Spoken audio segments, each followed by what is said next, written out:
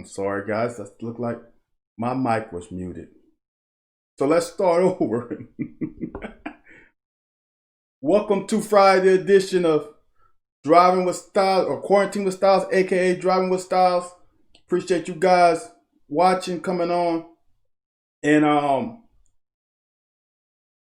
taking part. Now, remember, you can tune in by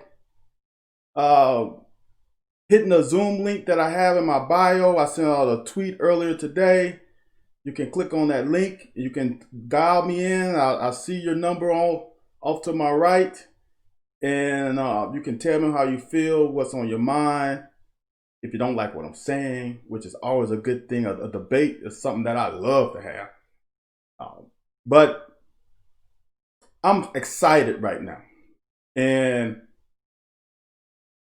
it's probably shocked of why I'm so excited. But yesterday I saw a Zoom meeting with my former teammate, my boy Anwar Stewart. And as you know, if you follow me any kind of time, I was the first person to throw my man hat into the ring when my man LeBlanc left for Arkansas.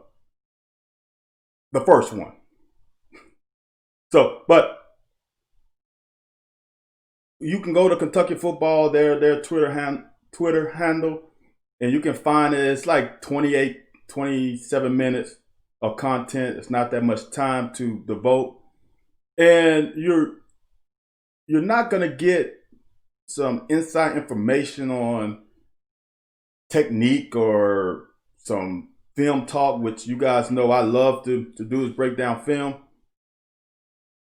But what excites me is the rapport that Anwar has with his group, with his room. It doesn't seem that big to most, or to fans who probably think it's just all about football all day, every day. But that coach is more than just your coach. That coach is your mentor. That's a guy that you will probably confide in with some heavy stuff, more than even your peers. Because you feel like he is, in some respect, a father figure. So if there's something really concerning, something deep, you're probably going to talk to him before your brothers. I've been there. I've had to talk to my position coach once, I know. And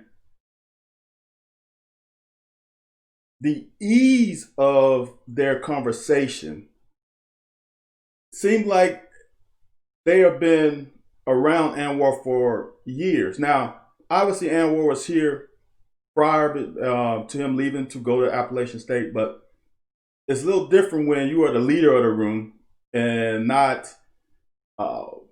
more of the helper, so to speak. So you can gain that relationship when you're not the one who's divvying out playing time. You know, sometimes it's tough to get on that level with a guy who's dictating if I start or if I even get any playing time. But that meeting said a lot to me about that comfort level. It showed a lot to me the character of Anwar, which I already knew, but it cemented it because you never know how 18 to 23-year-olds will react. Obviously, he has some history in the league. He was defensive MVP in the CFL. And then if you watch the locker yesterday with me and my man A. White, he was hurt a little bit by the regime of Mummy and his chances of going to the NFL because he was an NFL player. But things happen for a reason. And him going to the CFL probably was the best thing for him for many reasons. So he has a little cachet when he gets into the room. But that doesn't mean you feel comfortable with him. And watching that 20 plus minutes showed the comfort level, showed the level of confidence that they have, not only in each other, but within their coach. There's some trust there. Trust is everything in your position room. Everything. But before I go on, you guys can also tweet me at vstyle17 if you have a question. I'm looking at my Twitter right now, and I will be able to see it and address it. One of the telling points of it, though, was at the end. At the end, when my man Anwar asked his players, what can I do better to help you guys out? And not one said anything but, Coach, you're doing enough now. You're doing great. You holding us to the fire. Nothing but great things. And it's not to say that you would have a player to speak out and say no. But not one was quiet. That's the difference. You will always get that guy who, oh, I don't like Coach because he ain't playing me. Or I don't like Coach because he treats me hard. Whatever. But not one of the guys on the meeting had that mannerism, behavior, that sense of whatever the aura didn't present that. They presented nothing but respect and nothing but that he's giving them all that they need and all that they want and more. Now, obviously, you can be you can be a little hard on kids, but nothing else. And everyone spoke, which was huge in my eyes. It wasn't a guy on the screen that was like, oops, let me be quiet because can't say nothing bad. That was huge to me. And I am so excited. Look, I had to write the names down. And again, we watched The Locker. The Locker was a great episode, a great broadcast last night. I wish you guys can, I hope you guys go to At The Locker 411 and watch the video, or you can find us on iTunes. Just search I call it high comma apostrophe locker, close apostrophe, and you'll find our broadcast on iTunes. And we were saying on that broadcast last night how deep and how important the defensive line is. We were on with Littleton Ward LT last night, one of my old classmates. And I had to write down the names that we have. This is how deep we are in the trenches. This is just, so I'm going to just guess the starters will be Q, Pascal, and I'm going to throw Hoskins in there, okay? That was the starters. But we have Bully, we have Looney, Gibson, Ox, Mahomes, and Quay. I'm going to tell you something. From that Zoom meeting, I don't know if it's a true representation of his weight, but it seemed like Quay kind of trimmed down facially. I don't know if that translates to the whole body, but he looked damn good. So Quay, Abule, you got Rogers coming as a freshman. You have Hayes coming as a freshman. You have Anali coming as a freshman, and Ripka coming as a freshman. I mean, let me count. 1, 2, 3, 4, 5, 6, 7, 8, 9, 10, 11. That's 13 guys on the front. And all 13 of those guys can ball. Now, I haven't seen Ox play, but I've heard nothing but good things. I haven't seen Hayes play. Again, I heard nothing but good things. And what can we say about Justin Rogers? He's the highest rated guy in the class. And we tend to slip up on Ripka. What?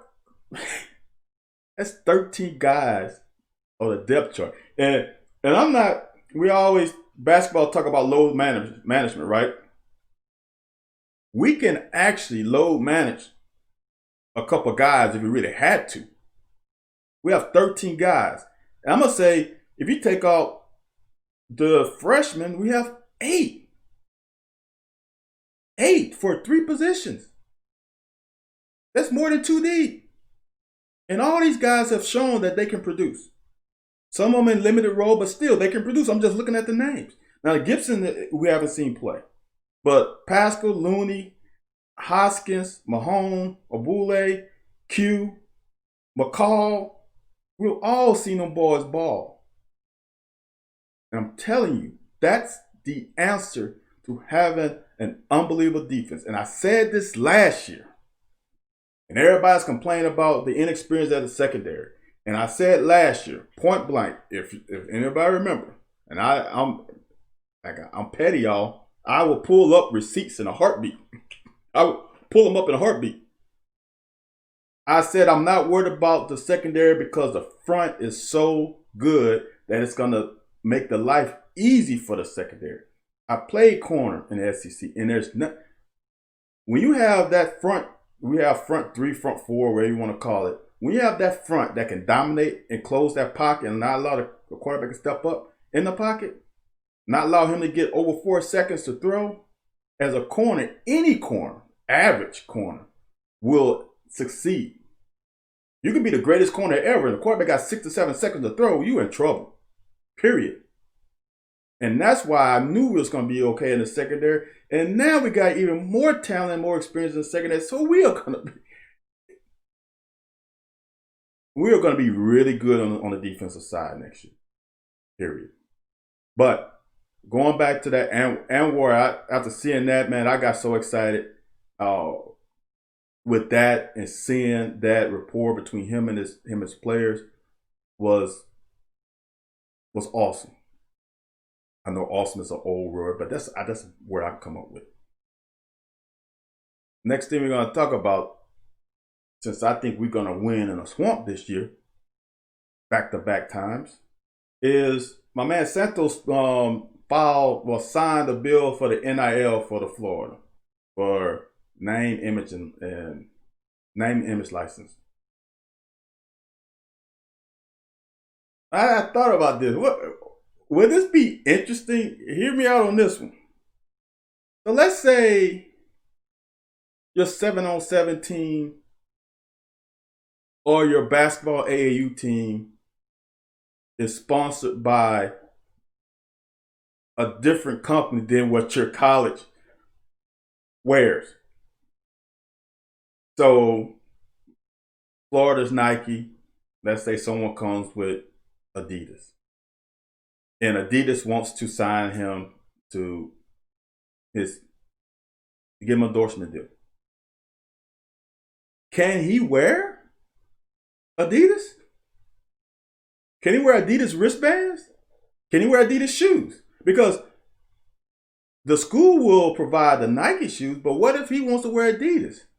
And where would Nike fall into that? If this player is so good and he wants to wear Adidas, where does Nike stand with a player on Florida not wearing the brand that they're paying so much money for?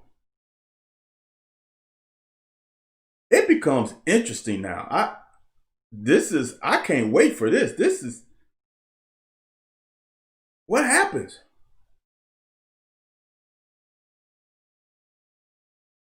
Now that could potentially, for that, just shoe brands and apparel brand, that could cause some brands or those players some money, because if they're going to a school that's not the brand that's trying to sign them as an endorser, so the player's going to lose money. So then could that entice players to go to schools that has that same brand? That's going to be the interesting part. I think it's a great dilemma for a kid. I'm not mad at him at all. I mean, get your money, young man, as soon as you can. Next item on my list I wanted to talk about, just real quickly, is this Walker Howard deal. Walker Howard is a quarterback in my part of the woods. And when I heard the name, and then they said Jamie, so I'm like, Jamie Howard. I know Jamie Howard because we played against Jamie Howard. Jamie Howard is, I think, a year older than me. I think he was a freshman when I was a senior in high school, a freshman at LSU when I was a senior in high school. But then I put the 2 and 2 together. I'm like, okay, that must be his dad. But then I heard where he played. He played at St. Thomas More, which is a pretty good program. But he didn't start, because I know the guy who started, and this kid didn't start. He was a backup. Then I did some research, because I like I said, I watched, I'm a football junkie, so I knew who the quarterback was for St. Thomas More because they won state championship here. And I looked him up and I saw him as a 3-star athlete. I'm like, 3-star? He's the starter. And this kid was slinging it. And he had yards. I don't know how many yards, but I tell you one thing, for high school, he was putting up 3 to 4. I know, 1,000. And he was a 3-star. And the guy, Caleb's got to be 6'4", 6'3", about the same size as Walker. But he was a 3-star. And Walker is a 4-star and hasn't started a game in high school yet. How do we get to that level? I'm shocked.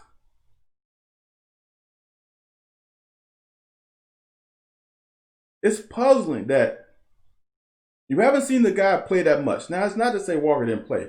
You haven't seen him play that much. And I have none against the star system. I've stated this many times in the past. None against the star system, but this one's a little weird. Because basically he's being ranked by camps, which is in shorts and t-shirts. Trust me, shorts and t-shirts are a whole lot different than a guy breathing on your neck about to tear your head off and pass. Very interesting. That one sent me for a loop a little bit. Because, like I said, when I heard the name and then I heard the St. Thomas More, I'm like, he wasn't a starter. And this guy's a 4-star athlete. He hasn't started a game in high school. He hasn't played that much. Very interesting. Very interesting. Now, I'm getting towards the end. My 30 minutes. I have one more thing. Then I have my video of the day.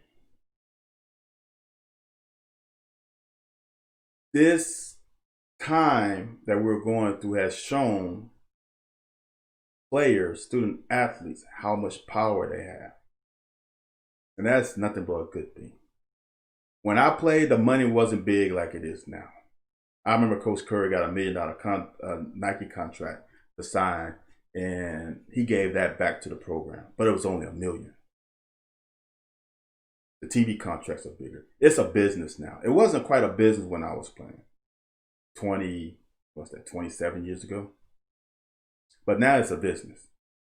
And these guys who are playing on weekends or in basketball are generating revenue that far exceeds what we was generating in the early 90s.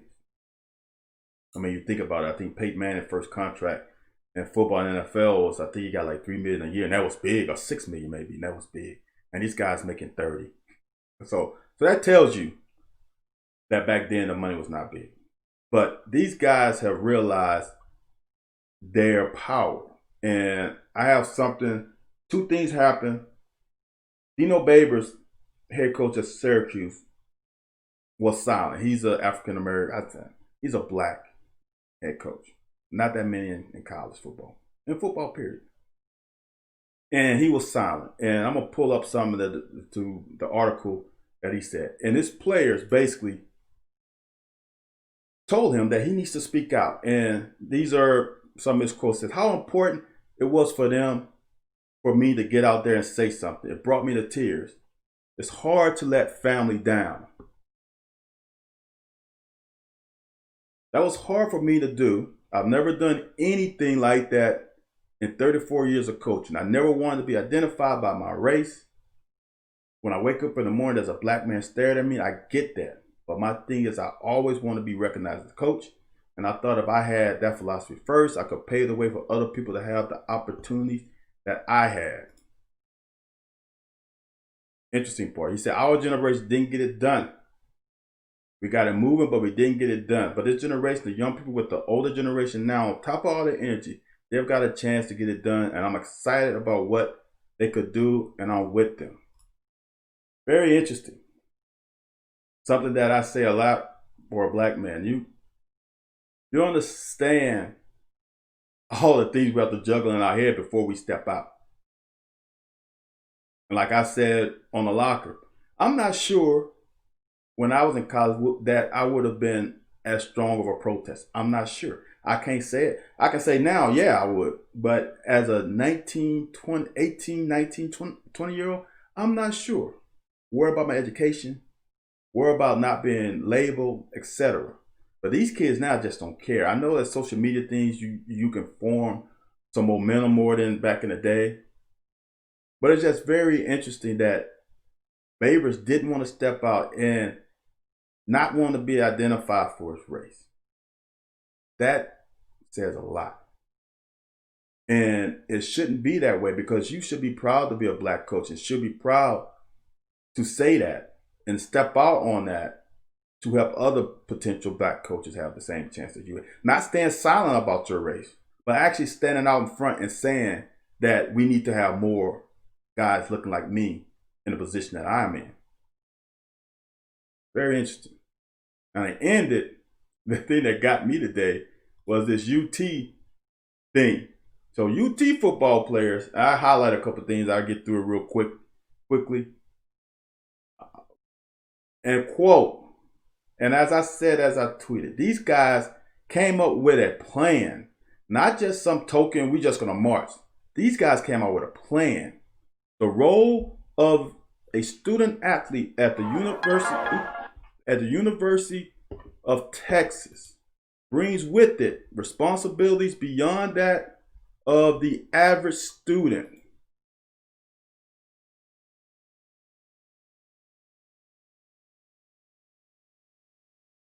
Hold on, guys.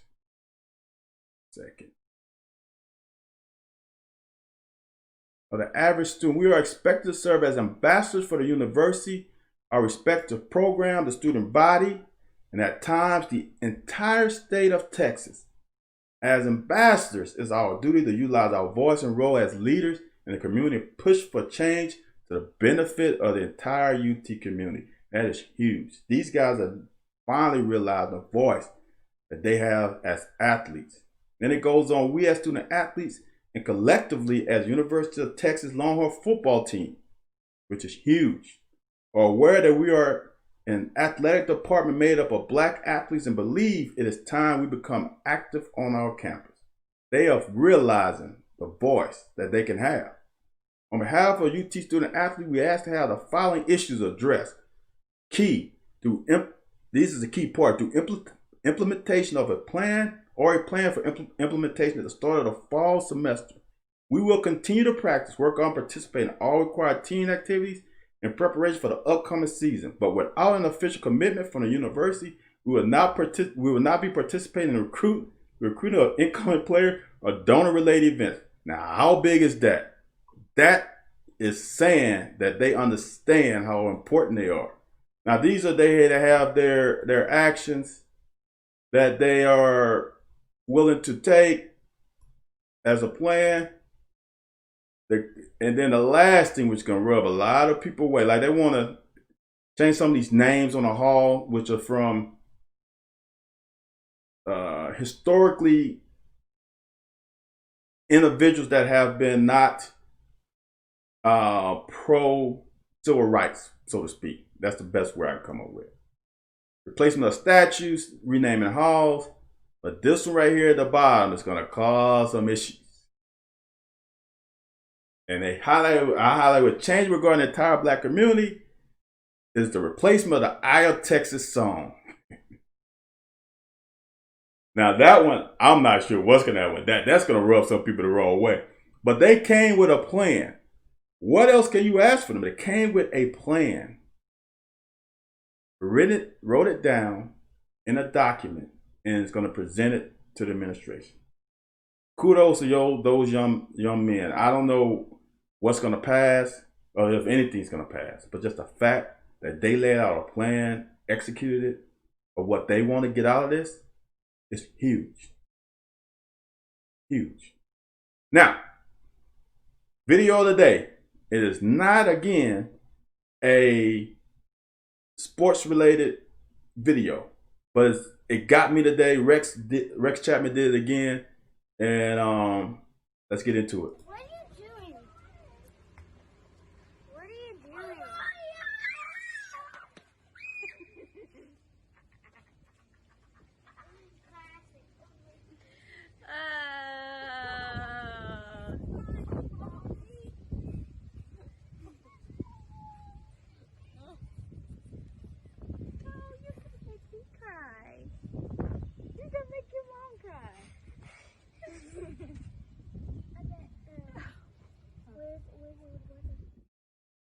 speaks for itself. I don't need to say anything else. I appreciate you guys tuning in and watching.